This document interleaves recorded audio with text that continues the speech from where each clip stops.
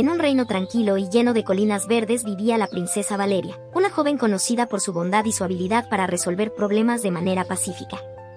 Valeria tenía un don especial, podía escuchar con atención y entender lo que los demás sentían, incluso cuando no lo decían con palabras. Un día, un dragón llamado Sparky llegó al castillo. Pero Sparky no era como los dragones aterradores de los cuentos. Este dragón era travieso y divertido. Sin embargo, sus bromas no siempre eran bien recibidas.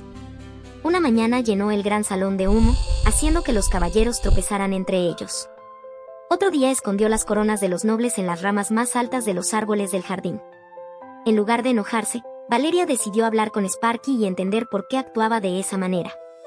Lo invitó a tomar té y, con mucha paciencia, le explicó que sus bromas afectaban a los demás.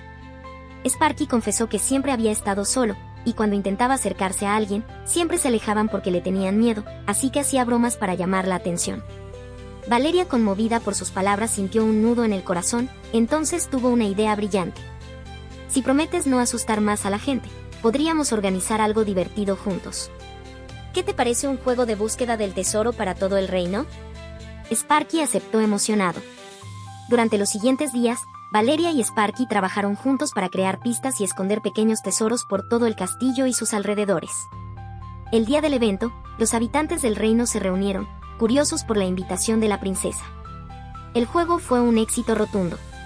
Sparky usó sus habilidades para volar y ayudar a los participantes a encontrar pistas difíciles, ganándose poco a poco la confianza de todos.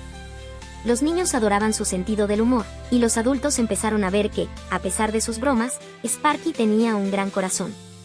Al final del día, Valeria agradeció a todos por participar. Hoy hemos aprendido algo importante, dijo la princesa. A veces, las bromas o el comportamiento de alguien esconden un corazón que solo necesita ser entendido. Sparky nos ha enseñado que la creatividad puede unirnos y que todos merecemos una oportunidad. La multitud aplaudió con entusiasmo, y Valeria declaró a Sparky como el dragón oficial del reino, encargado de organizar actividades divertidas para todos. Desde ese día Sparky aprendió a usar su creatividad para alegrar a los demás en lugar de causar problemas.